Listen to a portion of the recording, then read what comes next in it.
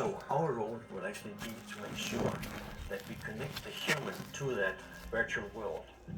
As we tear down the walls of traditional workplaces and carry our work with us, from airport tarmacs to busy streets, homes, and beyond, attention and focus will become increasingly valuable commodities. That's where these come in, although the science behind them has less to do with headphones and more to do with what's literally between them. There's one thing I think is really important to understand. We hear with our ears, but we listen with our brain. We are trying to understand how the psychoacoustics of the human brain actually works. How do the human brain perceive sounds? How do the human brain work efficiently? And what is the causes that the human brain are overloaded? My name is Jesper Koch, and I'm the Vice President of Research and Development at EPOS. Your pads with this really nice passive noise damping material. Right. The biggest potential in our mind is that we will see how people collaborate across borders, cultures, time zones. They might even be able to collaborate even they are out of sync in time. And if we are not careful going forward, then there will be a complete overload of the individual capacity and capability and cognitive skills. That's the reason why we are so interested in understanding the brain. What we have here is an EEG helmet. It is a small cap with a lot of electrodes on top. And what we use it for is that we expose the test person for challenging sound environments.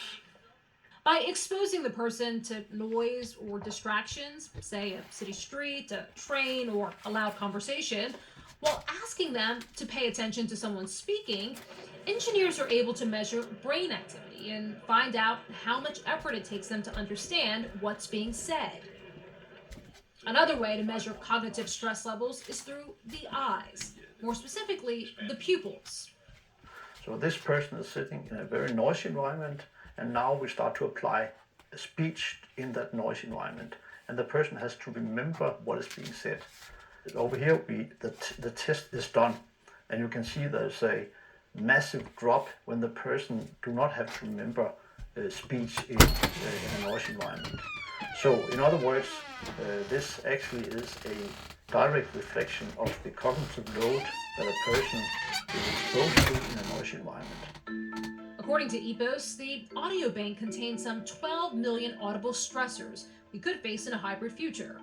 I think it puts quite a lot of demand on the worker because having meetings and collaboration in the virtual space is different than having it face-to-face. In a recent report titled The Workplace of the Future, the company found that the COVID-19 pandemic and advances in technology have pushed the global workforce into radical transformation. It concluded that the future will call for the increased importance of tech rules, greater focus on employee purpose and well-being, and perhaps, not surprisingly, that hybrid and virtual work are here to stay. We can just see that the reality interactions with the metaverse and augmented reality that will play a huge role in the way we communicate and collaborate going forward. By 2050, EPOS says that the sensors now being tested in the laboratory will be embedded directly into devices, enabling real-time adaptive data from the body to be combined with artificial intelligence. So while companies are building technology to help us keep up with technology, the question is, will it be enough? I actually don't know. And I think that is the exciting part of it, and I think we just need to embrace it as it develops. Ahead, how one of the world's largest tech companies is planning to handle the data that will be required in a world that's only growing hotter and more congested.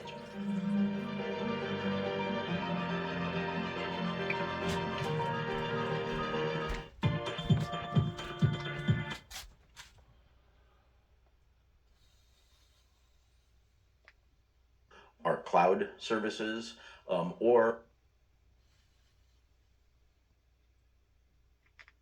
Sorry about that. Is growing even faster, having increased 20-fold since 2010. And over the next 3 decades, the trend is only expected to continue. By 2050, with more people coming online and the emergence of new and as yet untold technology, data centers will likely become even more vital. So, what exactly is a data center? A data center is a building with powerful computers used to run a company's services. Data is stored, managed, and disseminated across these computers, and network infrastructure is installed to support web apps, databases, virtual machines, and more. Often, organizations start with their own buildings made up of a few server racks, which requires maintaining these systems, paying for cooling, and handling increasing demand. So many companies look to a cloud services provider like Google Cloud. These providers' data centers have evolved into large campuses of multiple buildings. Hyperscale data centers, often made up of tens of thousands of servers, process big data, support cloud computing, and serve billions of users. Data centers are the engines that power every one of our services. So whether it's search and maps, YouTube, our cloud services, or our latest innovations in artificial intelligence, every one of them is powered by the data centers, which are really the engines of the internet.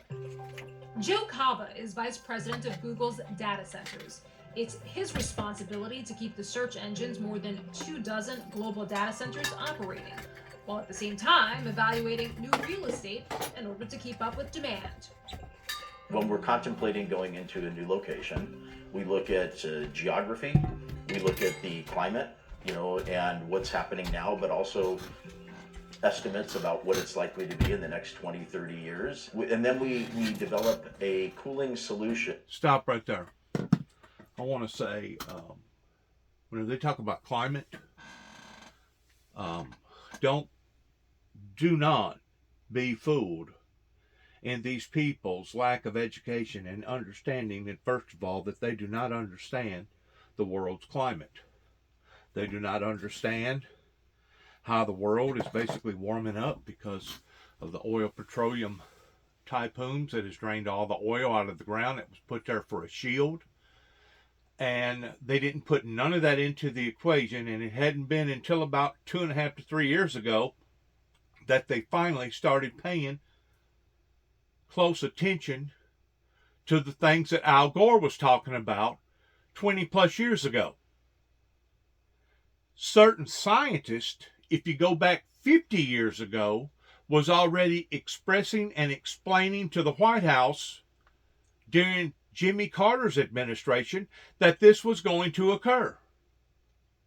But because it took a while for it to occur, their expression in the White House was, "Well, get back with us whenever it starts to happen."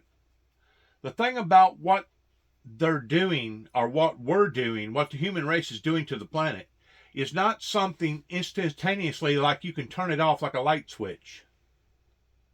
We live in a culture to where if you don't like something, you turn it off, kind of like a Bic lighter. It used to be whenever a smoker was a smoker, they had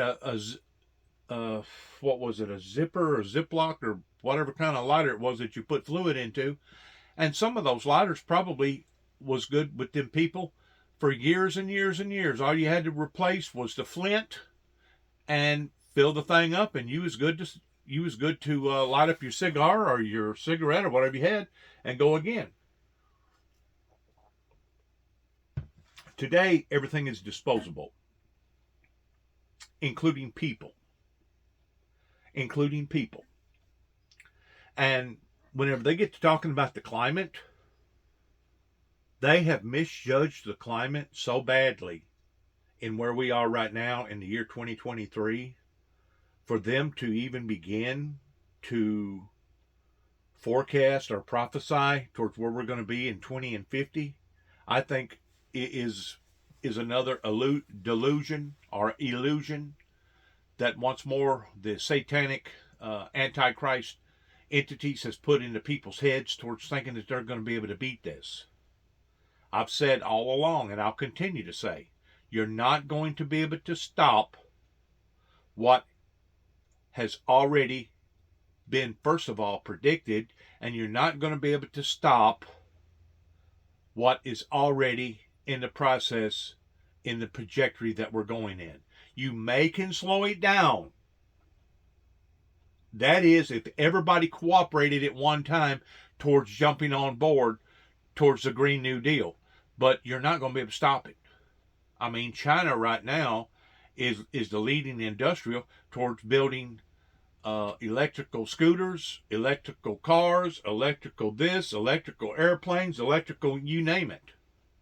They have finally woken up to the facts that what we're doing to the planet is going to be self-destructing. Now, this is the next question. Have they awakened too late? Because it basically was COVID that has awakened people all over the planet into the degree that they started looking at things a little bit differently from a different perspective towards what has brought this type of hardship or hard luck upon we the people. And it all goes back to the Luciferian Lucifer, where Lucifer created this entity in heaven that the heavens was not going to put up with, that kicked Lucifer out of heaven. And because of that, they have become Antichrist from day one. And the Antichrist has been here on the planet ever since mankind has been on the planet. Ever since humans have come into existence, the Antichrist towards people being against the holy, righteous, eternal God through the teachings of the Lord Jesus Christ has been in existences, going all the way back to Adam and Eve, because that was not a holy, righteous, eternal Spirit of God that snuck into the Garden of Eden and caused Eve to cause Adam to portray the Creator. That was the evil, demonic Antichrist at that time that was not looked upon to its form the way that we look upon to it today, in which I'm sure there's lots of people that listen to some of my material and say, well, this guy here, he's just whacked. He don't a bit more know what he's talking about than a man on the moon. Okay, that's fine. Continue to keep saying that. I've been giving out advisories now for over 30 plus years. Matter of fact, they just done a thing today on CNN of an anniversary of what went on with Ronald Reagan and the falling of the Berlin Wall pertaining to Gorbachev. That was, I think, 34 years ago, pretty close to this week coming up, something to that degree.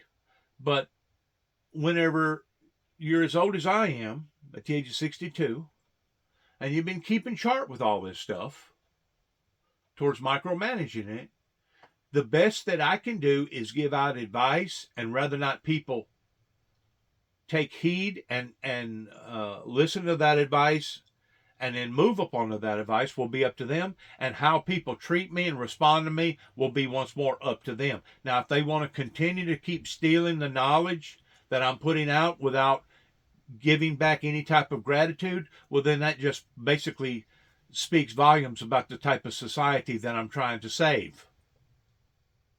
It speaks volumes about the type of society that the founder of the Windmill Ministries Missions has been trying to save all along. Now, they can be confused and mixed up like the majority of them are, and they can blame all this hardship and all this bad stuff upon God rather than blaming it on themselves and blaming it on this entity that I continue to keep talking about pertaining to the Luciferian Lucifer, which is basically titling it in the form of a team versus the actual Lucifer that is individually speaking about the supernatural spiritual entity that actually caused this to begin with. And because of what that they have done has turned them into an entity of Antichrist. I promise you, you do not have to teach a young child growing up in how to lie, in how to cheat, in how to manipulate, in how to beg, in how to do things that are not appropriate according to the standards of the Holy Eternal Bible. You know why? Because the DNA is already built within us. It's kind of like the hate over there in the Middle East towards them hating America, hating America, hating America. And the majority of America that are Christians are part of the Gentile race. The Gentile race is formigated through the acceptance of the Lord Jesus Christ, because we are engrafted into the family of God by Christ, in Christ, the same as the original Jew. The original Jew was, in fact, God's chosen people pertaining to the promised land. The original Jew, by and large, has been in rejection, even to this day, in not accepting Jesus, towards Jesus being who Jesus was. Even Jesus, whenever he was being basically executed, persecuted, and then put to his death, as they was beating on him and shaming him,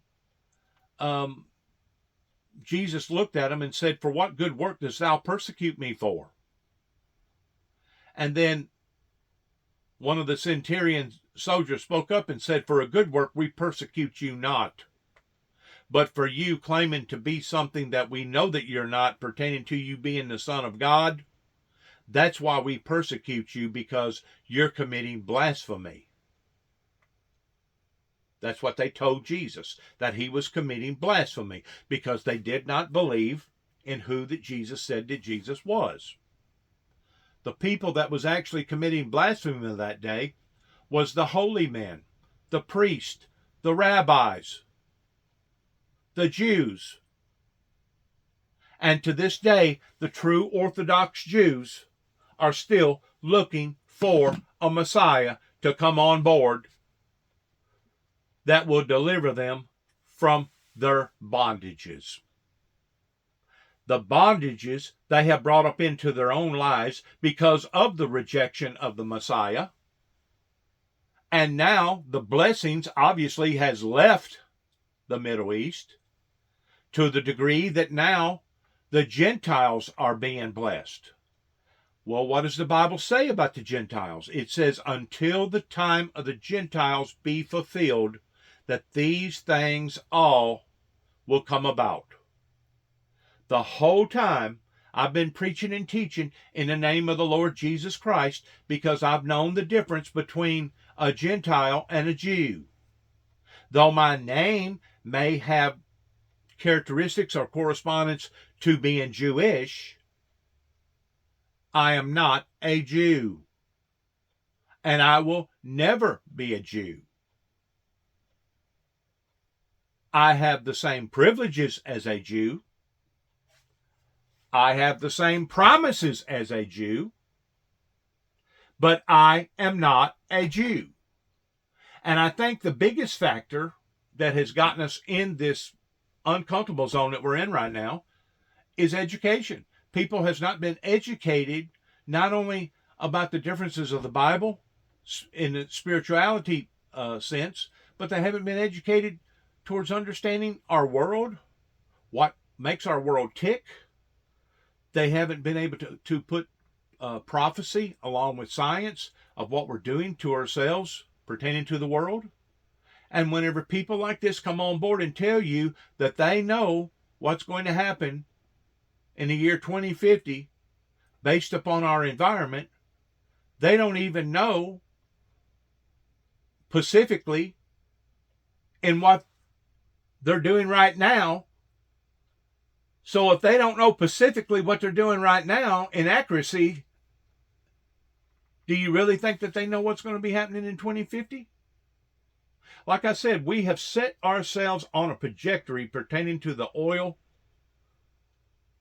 mega tycoons that had lied to the world and told the world that environmental global warming was not real.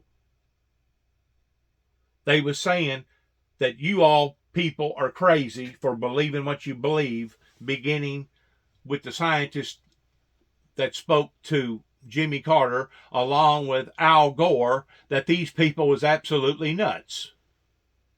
Well, it hasn't been just for the past 2 or 3 years that they finally figured out that maybe these people ain't nuts. It works on the same differences pertaining to Jesus Christ. That you got all these third world countries out there that have not truly been led of the Holy Spirit pertaining to the teachings of the Lord Jesus Christ. You got America right now that, as far as I'm concerned, has perverted itself because of the elderly, the baby boomer adult society that has put all this stuff out there that wasn't red flagging it towards preventing from it contaminating the younger society. Well, why didn't the older society speak up about the contamination? Because they was already contaminated and they wanted everybody else to be contaminated. And I used the expression of red lobster, and you're probably going to think I'm crazy until I get through talking here. I use the expression of red lobster in the lobsters that they usually have in their foyer, used as a entertainment center, to where whenever you walk in, you sign the roster or whatever. They give you a little card or a number, and some of them even give you a thing to where it buzz or something. And you sit there, and rather than looking at one another, you look at this aquarium that's sitting in the middle, full of water and full of lobsters. If you'll take close attention to the lobsters, they're constantly in motion. They're constantly up on top of one another. They're digging, they're pawing. Usually they got little rocks and stuff in there. Some of them are kind of like little boulders in there. And they're constantly moving around, and they're getting on top of one another. Well, every now and then, if you watch that aquarium close enough, you'll see one of the lobsters that gets smart and finally figures out how to escape. They're going to get out. They know that they're not in the natural inhabitants that they're supposed to be in, pertaining to ocean water down in the oceans or wherever that they live. So they're trying to get out of there, right? So one of them will get his paw completely over the edge, and he's just at the point of lifting himself out and basically becoming free. Not 9 times out of 10, but 10 times out of 10, you will see that the next lobster around that lobster will grab a hold of that lobster and drag him back in. Because if I can't escape, you're not escaping neither. So what you have basically is an infestation of a bunch of movement, but whenever it comes to them actually doing the proper and right thing, the other ones won't let the other ones do that because they themselves are contaminated themselves. That's what has happened to the world pertaining to sin. Sin has grafted into the world to the point that now, because I'm contaminated with sin, I'm not going to say nothing about you being contaminated with sin. And whenever you get to looking at how the message of the Lord has been watered down, compromised, that's exactly what has occurred. Now, you let Third World War begin, or another civil war over here in America begin, and you wait and see how quickly that people's actions change towards no longer pretending in crying out to God to actually crying out to God. And during the time of the Civil War and other wars, World War I, World War II, it was so severe that people realized that the only thing that was going to save them was going to be the prayer of God. God Almighty was going to be that in which what saved them. And even during the Civil War, it wasn't the politicians that was telling the churches what to do. It was the other way around. It was the church committees and the preachers that was telling the politicians and the elected officials what to do.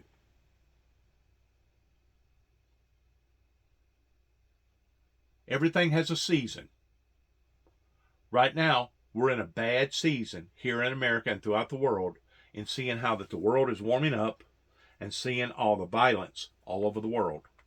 And until we're willing to wake up and acknowledge these things that are presently occurring and to understand the fundamentals about our enemy that is out to kill, steal, and destroy, that is the author of confusion, until we're willing to really get down into the grassy road where the rubber meets the road, we're going to be as blind as a bat. As the old man used to say, you can't see, you can't see and can't hear out of neither department, and it goes back to the teachings of Christ that if the blind lead the blind shall leadeth off into the ditch. Well, they was so blind around here that they wanted to put me in the category of me being a Bin Laden. They started out wanting to put me in a category towards being a Jim Jones, towards being a David Koresh, or some other kind of lunatic, possessed lunatic that thought that he was some sort of a new savior to society. That's how they started out in my particular case.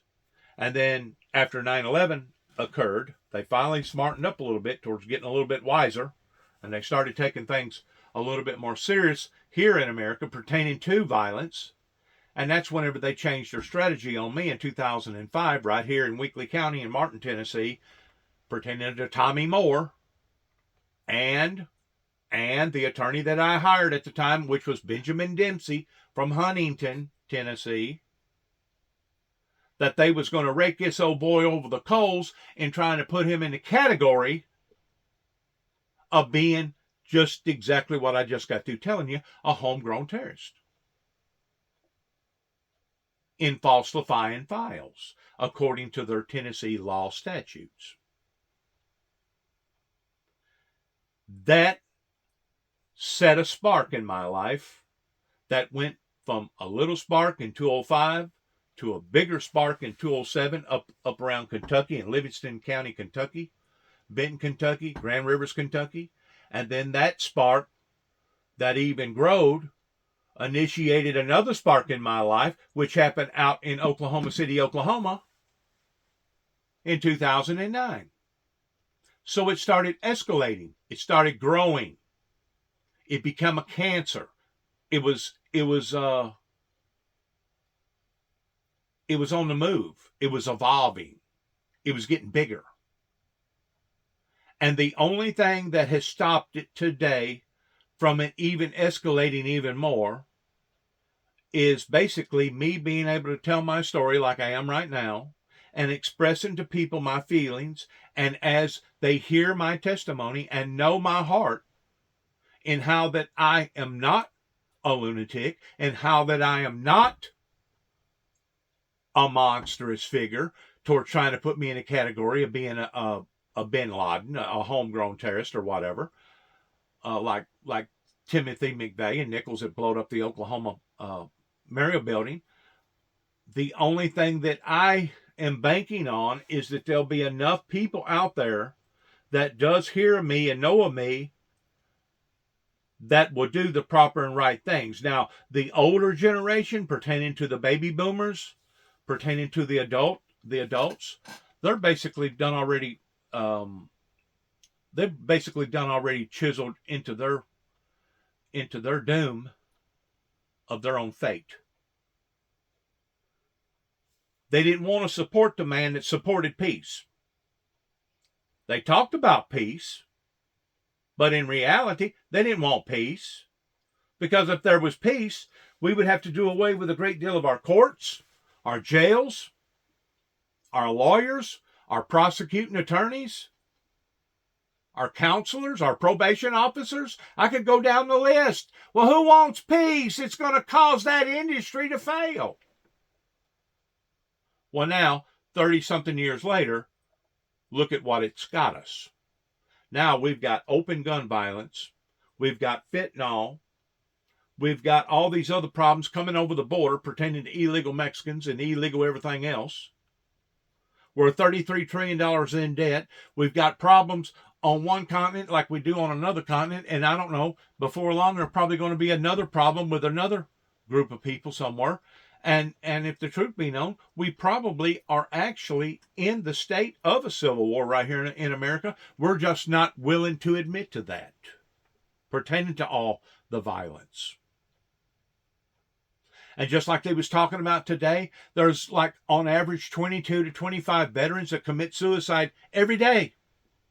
American veterans here in America are associated with the American government, pertaining to our military. On average, between 22 and 25 a day that are taking their lives. And that was the very thing that motivated my brother and I in me coming back here in 2014, hoping that we would be able to rally, or hoping that we would be able to awaken the community and start to seeing the needs of people not being educated. Because I know for a fact, whenever I was growing up in this particular area, child abuse was something unheard of. And it was something considered taboo to get on the telephone and call up proper authorities to come out here pertaining to a truant officer or whatever and investigate a parent that was committing such atrocities upon to their children. Why was that? Because they themselves was raised up under that brutality hand towards being abused. And because they was abused, they thought it was okay to abuse others. The blind leading the blind. So whenever you hear of people like this talking about the environment, you better reconsider what they're talking about. Because I guarantee you nobody knowed that we was going to be in the state of affairs of where we're at right now on all 7 continents, other than God himself, that knew, going back 2,000 years ago, of what mankind was going to do and how that they was going to do it and what was going to be the consequences in the manifestations of it. Once more, we are in, right now, pre-millennium state.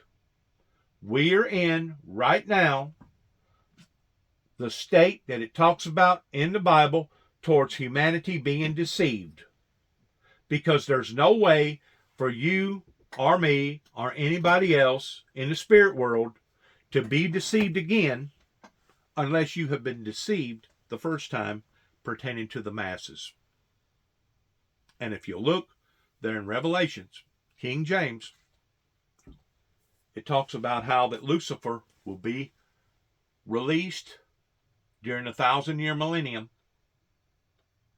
or shortly after the 1,000-year millennium, Lucifer will be released to go and deceive the nations again in the Gog and Magog. You cannot do that the second time again unless you have succeeded in doing that the first time. That is the era that we're in right now.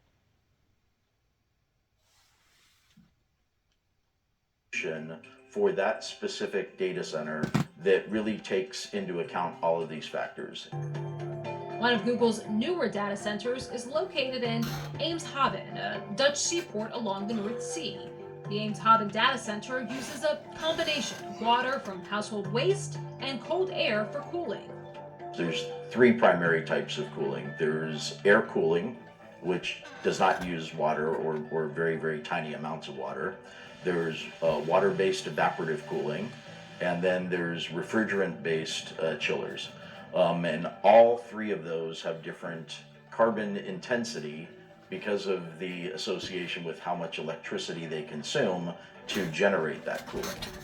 Typically, evaporative cooling solutions require about 90% less energy compared to their non-water-based counterparts. We worked with the local water district and a company called Northwater to build a 28-kilometer pipeline from one of the big canals So we take that canal water, we clean it just so it's good enough to use in the cooling towers, and we pipe it 28 kilometers up to our site. The Netherlands has ambitious commitments to reduce harmful emissions, and the country plans to operate on 100% renewable energy by 2050. Not to be outdone, Google aims to achieve net zero carbon emissions by 2030. So in order to achieve our objective of running carbon-free energy across all of our data center operations 24/7, 365, that's going to take not only investment in bringing more carbon-free energy onto the grids, it's also going to take technological advancement. So it's going to rely on nature-based technologies as well as new technologies that haven't necessarily been invented yet. Still, Kava remains hopeful that Google and its competitors will be able to handle the load as more people come online. If we're leading the way and showing others how to do it also, that's good for all of us. The greener the grid is, then the less all of us have to do that by ourselves. So to come, we've all heard autonomous vehicles are in our near future. But what might our morning commute look like in 2050? See, these are dreamers. And there's nothing wrong with dreamers. There's nothing wrong with dreamers. Because that's where an ideal starts. But my concept is this. It's kind of like the New World Order. How can we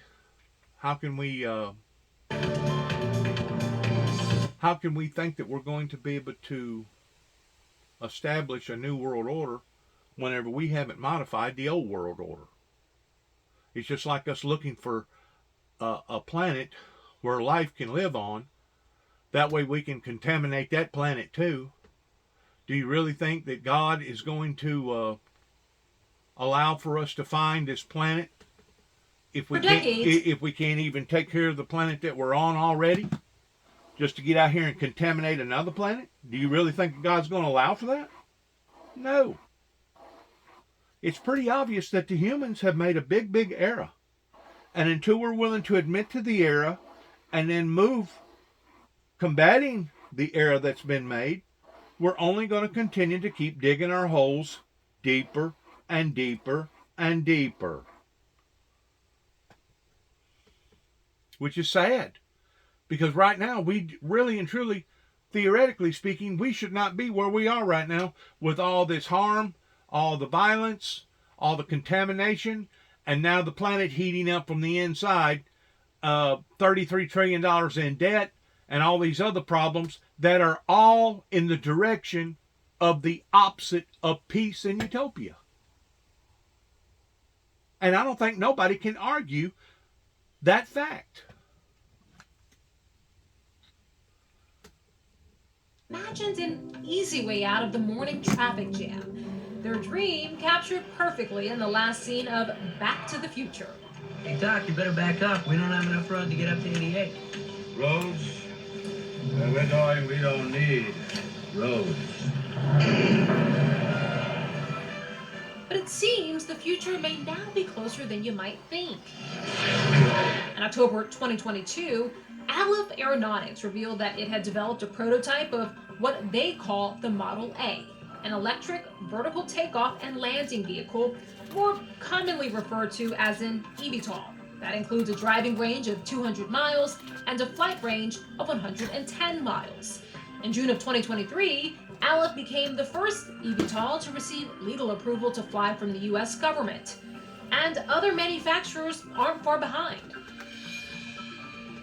Chinese flying car maker Xpeng Aerot is believed to be the largest flying car company in Asia and recently conducted the first global test flight of its X2 model in Dubai. And an aircraft company called Joby Aviation is planning to build hundreds of flying taxis at a new manufacturing plant in Ohio beginning in 2025. But it's along the sun-soaked... And there's no doubt these things are all in motion right now towards being developed and developing. But you have to ask yourself a question.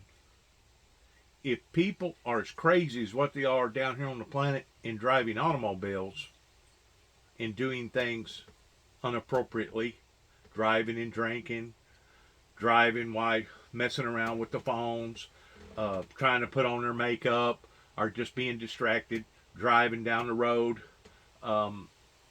If you think calamities are bad here on the planet of people driving automobiles, could you only imagine if you was to inundate the skies all of a sudden towards putting everybody in these flying machines?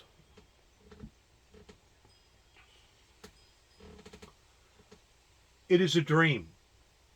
And there's nothing wrong with dreams, but you have to be realistical about them.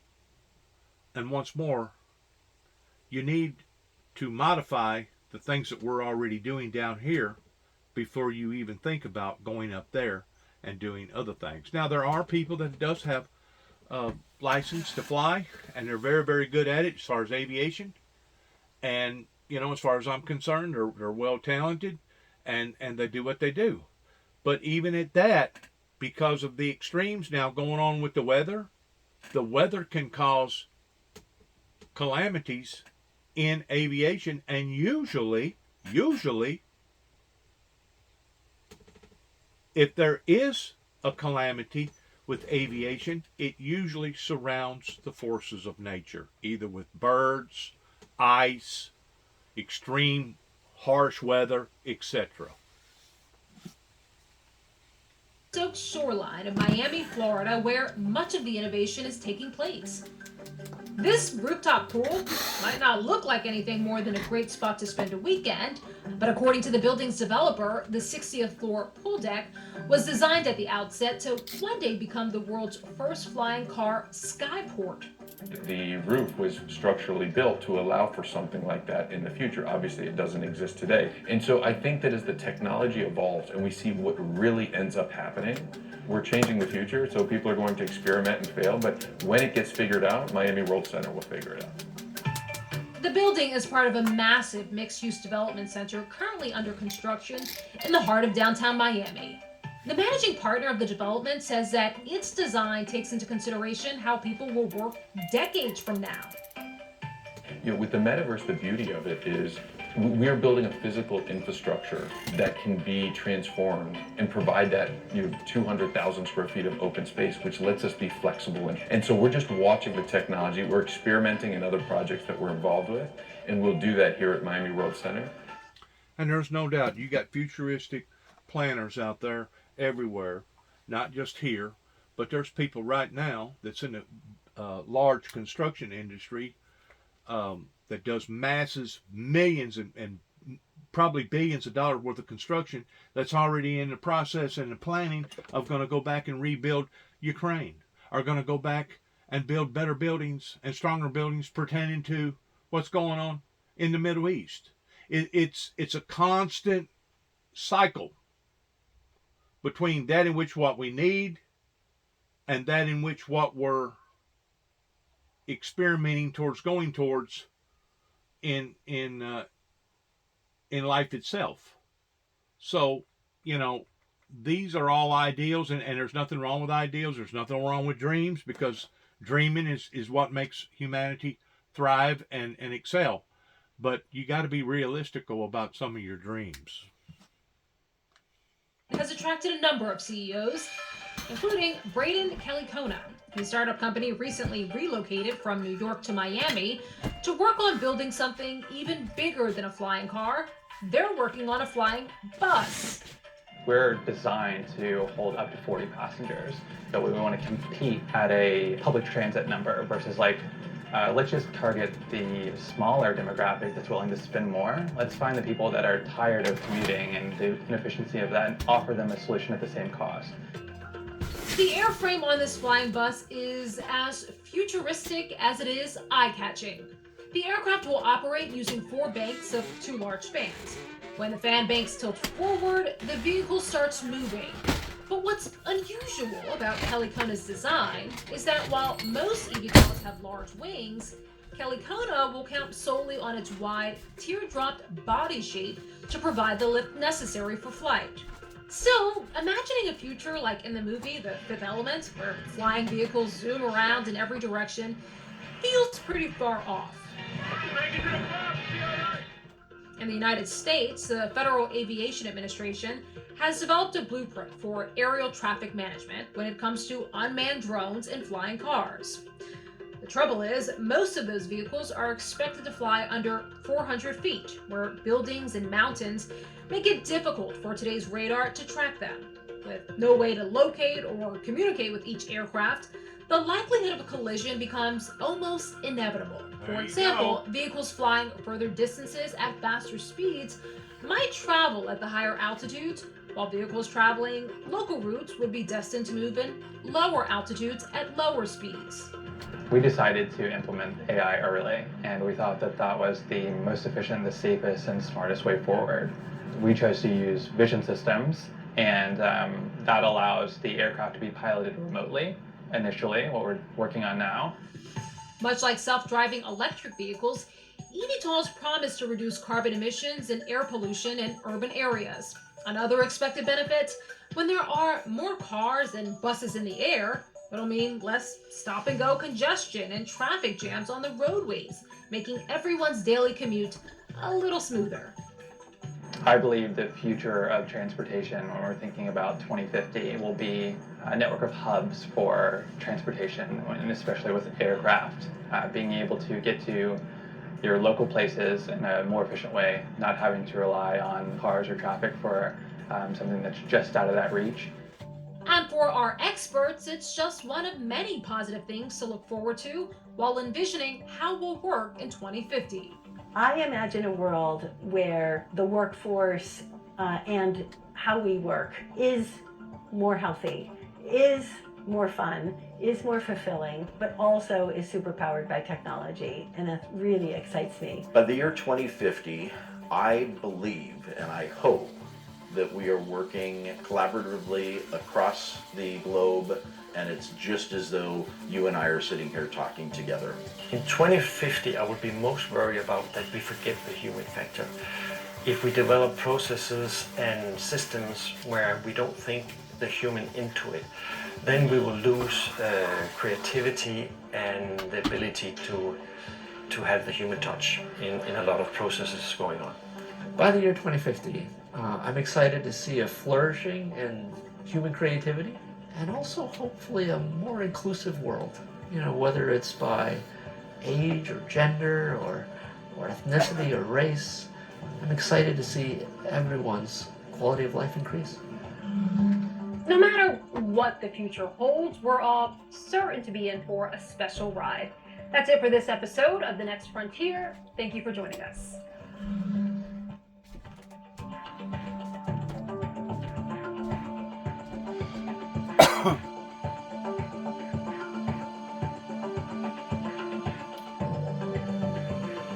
And good luck to all of us, right? Whenever we can't even modify what we've already got, much less dream about where we want to go. You have to be realistical in developing things, futuristically speaking. And I'm just going to use guns, throw guns out there for an illustration here in America. Whenever you're dealing with a class of people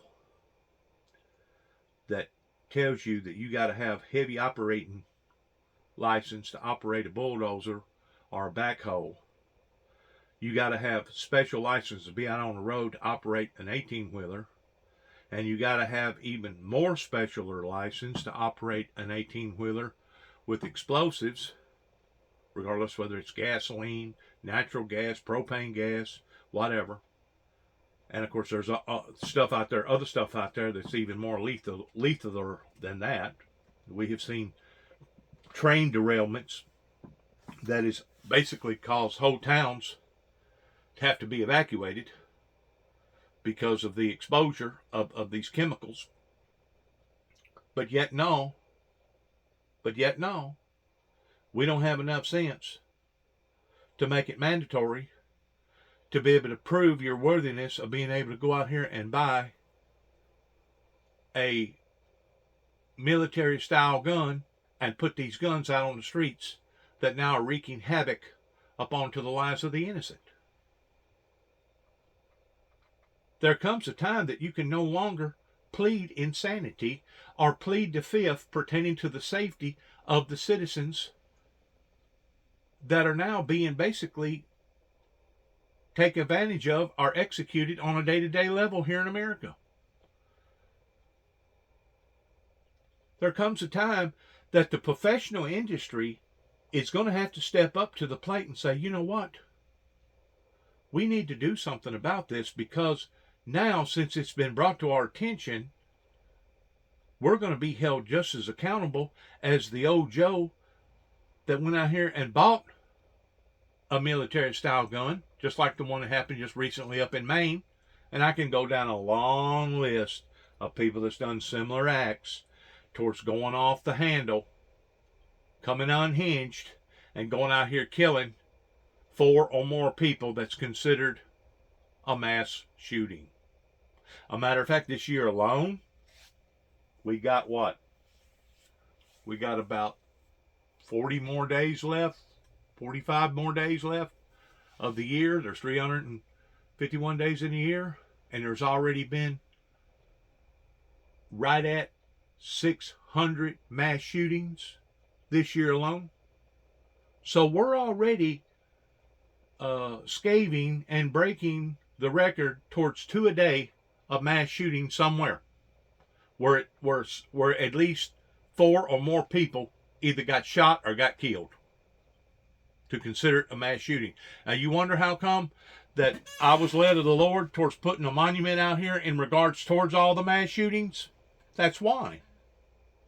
That's exactly why, because all these things that are happening to us are very, very abnormal, and as far as I'm concerned, we should not be dealing with what we're dealing with right now if the resistance movement didn't begin going all the way back into the late 80s with the Reagans and the church world in denial of the very things that they had been teaching all along pertaining to the 2 witnesses, the opening of the 4 horsemen out of the 7 seals,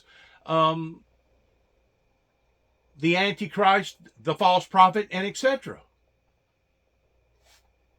I've either been dealing with a group of people that's been uneducated, or they've been educated improperly. One or the other. It all goes back down to education, education, education. Well, what about showing your worthiness? What does the Bible say about showing your worthiness? It says to study to show thyself approved. I feel like, this is my own personal feelings, that I have put out enough material on social media, either by YouTube or Facebook or whatever, that by now, if I haven't proven my worthiness of being able to decipher the Bible properly and accurately, then the people that I'm talking to obviously are so far out in left field that they can't even comprehend somebody that can comprehend proper interpretations transliterated out of the Bible. They can't even identify the person that has translated that information properly, much less they themselves that's going to translate it. It goes back to the blind leading the blind. Proof is in the pudding towards where we are right now. $33 trillion in debt. All this violence, all the fentanyl, all the drugs, all the overdoses, all the crime, all the gun violence, all the sin. But I continue to keep getting ignored. So the best that I can do at this point in time, my stage in life at the age of 62, is pray and hope to God that the younger generation will awaken, and that there will be a spiritual movement of a revival that should have taken place in 1989 that never did. It scared a bunch of people to the degree that they was frightened Oh God, this man's preaching about the apocalypse. We got to stop him at all costs. He's driving around with the 4 horsemen in the back end of his vehicle. He went to New York and Washington, D.C., and now he's all over Tennessee handing out literature. We got to stop him. We got to stop him. We got to stop him. Stop Bible prophecy from being fulfilled at all costs. Okay, you stop me. You stop me. You didn't want people like me to rule over your lives. You didn't want to excel. You didn't want to grow. You didn't want to be in the form of reality. So now the reality that you've created is basically the reality of Satan ruling your streets. Satan ruling your communities. Satan ruling your courts. Satan ruling your political affairs. So look at what it got you. And my point is this, saying it regrettably, on Veterans Day, the people that are guilty of this movement, it couldn't have happened to a better group of people. I just got through explaining to my son, pertaining to this warfare that we're against, that going back into the time whenever Jesus went through his court and got crucified. Let's say there was 1,000 people in that group of people that was engaged in that mob. There was probably a third of them out of 1,000 that was convinced that what they was doing, that this man actually deserved. They was very, very sincere. They was very, very up and good standing people.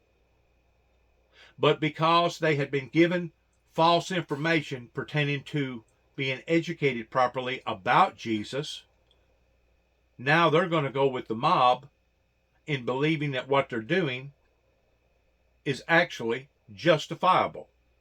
There was another third that was questionable of whether or not what they was doing was right or wrong. But they didn't have the zeal, they didn't have the gump, they didn't have the grit of standing up against the other third. And the other third knowed exactly what they was doing and who they was doing it to and why they was doing it, towards away with him, away with him, away with him, in which they did execute his flesh, and they did do away with his flesh for basically about 72 hours. But during the time of the 72 hours, Jesus' spirit was making other proper plans and doing other things, and he come back and resurrected his own body just like he had promised that he was going to do all along. And Jesus' message at that point in time started growing in leaps and bounds. The very thing that they thought that they was going to be able to contain or stop was the very thing that now was exploding all over the planet. I don't agree with the Roman Catholicism back then, whenever they was trying to rule people's lives the way that they was. I don't go along with the Crusaders, the way that they was crusading towards trying to stuff religion down people's mouths back in the Dark Ages. But I can also see a silver lining to that because of what they did do, it opened more doors up in people becoming knowledgeable of Jesus and the teachings of Jesus, which has put us where we are today, towards a group of people that's saying, do as I do, but don't do as I say.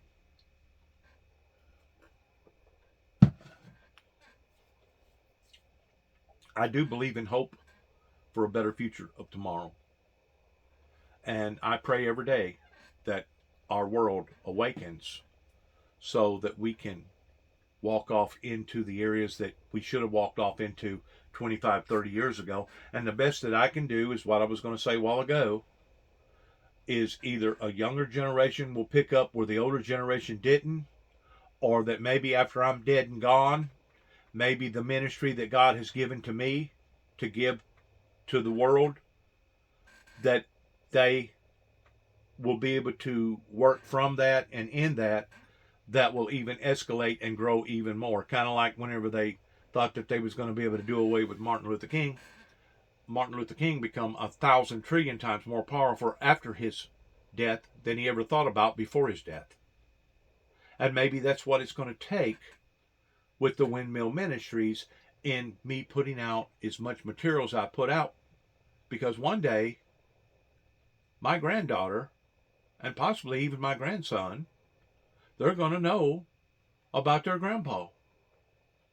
Just like Ronald Reagan talked about that time capsule, that one day, 100 years from now, the world is going to go through transformation periods, and that the very things that we thought that we was on top of our game about back in the Reagan era, 100 years from now, they'll be reading about us, and they'll be thinking, my God, what kind of a bunch of idiots was those people? Or they'll be thinking, my God, why in the world didn't they listen to those people? Why didn't they listen to that individual that said what he was saying pertaining to the sin of wickedness going all the way back to the teachings of Jesus Christ? And I'm sure right now, with the problems going on in the Middle East, I'm pretty sure right now people are beginning to scratch their heads with all this other kind of ideology, that maybe they made a mistake. Well, maybe you did. As a matter of fact, I know you did. You rejected the Son of God. And because of it, the blessings of God has been lifted from your continent. And now you're basically in doom. And it's sad to watch society have to go through that just to learn their lessons. It really is. It's really, really sad. And if anything, if there's ever been a time that the world needed a revival to be awakened out of this stupor that Satan has placed us into, it's today. Not only environmentally, not only politically, but morally, ethnically, humanly, spiritually. I can go emotionally, psychologically. I can go down this long, long list of every area that we need to modify and basically conform into where we should have been going back 30 years ago. Is it too late for the founder of the Windmill Ministries to exceed and one day walk up face to face to this individual and tell him that the time has come for him to surrender and for him to put his weapons down? I don't believe so. And the reason why I don't believe so is because I actually have already done that again and again and again through cyberspace pertaining to digital data that I know good and well the Saudis over there pertaining to Satan knows about who I am and what has went on here in America pertaining to the rejection by the so-called Christians versus the true Christians, the true believers. And it's not that people believe in me because I'm a Messiah, because I know that I'm not, but believe in me because of the truth that I speak to you. And if you can't even give me that respect, well then I don't need your respect. I don't need your money, I don't need your respect, and I don't need nothing about you. Just like Jesus said, if they won't receive you, shake the dust off your feet and move on, for it would have been better for Sodom and Gomorrah. Well, we're seeing the differences between Sodom and Gomorrah that got killed instantly versus we're going through this slow antagonizing death. This slow antagonizing misery and sorrow that's happening to us on a day-to-day level. This is what the baby boomers, this is what the adult society, this is what the resistors have brought into our lives. Now, the next question is this, the $1 million question. Are we going to continue to make the same mistakes that they have made? Or are we going to advance and move on and get over our boundaries and get over our mistakes and start building and forming and evolving the way that the Holy Eternal Father expected for us to do? In one day actually seeing a temporary utopia or a peace. Because as I've said, I didn't have nothing to do with writing out the book of Revelations or any other part of the King James Version Bible.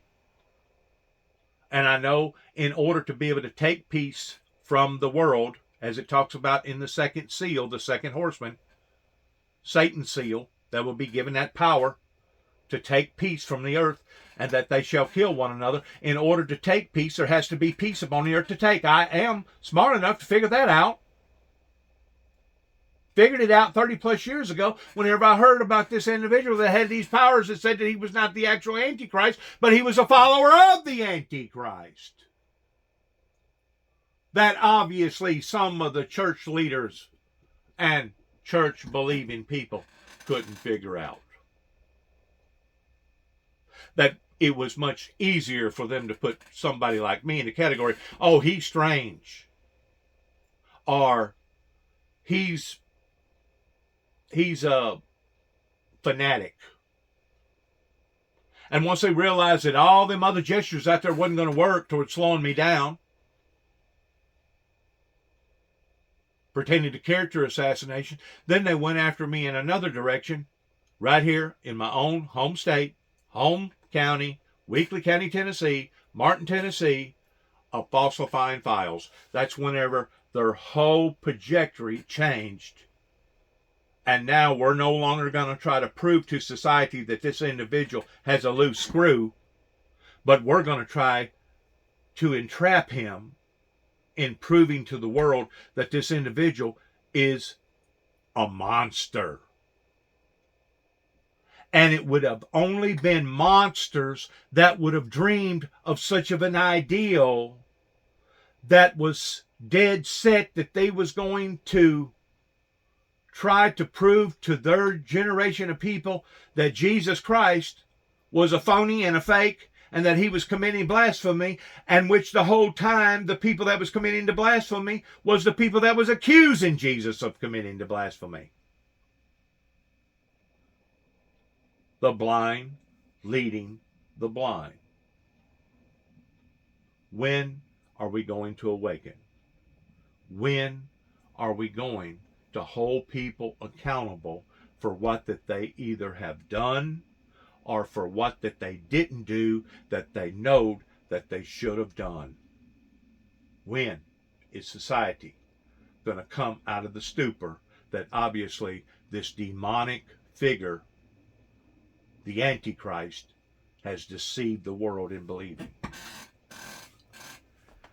Good luck to all of us on this Veterans Day. I want to say God bless to our veterans. God bless America. God bless our endeavors towards where we go from this moment on. I want to say a special thanks for a program like this. Without our veterans, the way that I look at veterans, the way that I look at our military, I rather have Johnny on the spot in protection, kind of like a storm shelter. I'd rather have a storm shelter, especially if I'm in an area that is prone to being hit again and again and again towards being in Tornado Alley. I'd rather have a storm shelter and not use it than to need it and not have it. A lot of people feel the same way about guns. They rather have a gun and not have to use it than to need it and not have it. Well, it's the same way with other things too as well. Knowledge is a key figure of survival. It's not to be manipulated. It's not to be politicized. And it's not to be dramatized. Reality is reality. And if you're not willing to accept reality, or if you're not willing to give credit to the people that is giving you that wisdom pertaining to reality, well, then you yourself don't even deserve to have that wisdom. It's only been by the Heavenly Father that has given me the wisdom that I have to give to others. You can continue to show your disobedience and your disrespect by acting like that you ignore me, but I know that you're not ignoring me because you're finally waking up to certain factors that I've been telling you about now for 30 plus years. But as far as me getting any type of recognition for that, or kindness or appreciation for that, I'm still not seeing that. Just like I'm still not seeing a society that's willing to come clean and change the trajectory that obviously they have set a sail towards all of us going down, which was a trajectory of catastrophe. Good luck to all of us, as I want to end this program by saying thank you for listening. Thank you for your prayers. Good luck to each and every one of us. We're here at 291 Thompson Road, Sharon, Tennessee, zip code 32555. Feel free to drop me a letter or postcard telling me that you heard about this particular message coming from the Windmill Ministries and that you're in support of the things that we're in support of, out of love and recognition that goes always right back to where it come from, which is the Lord Jesus Christ. Shalom.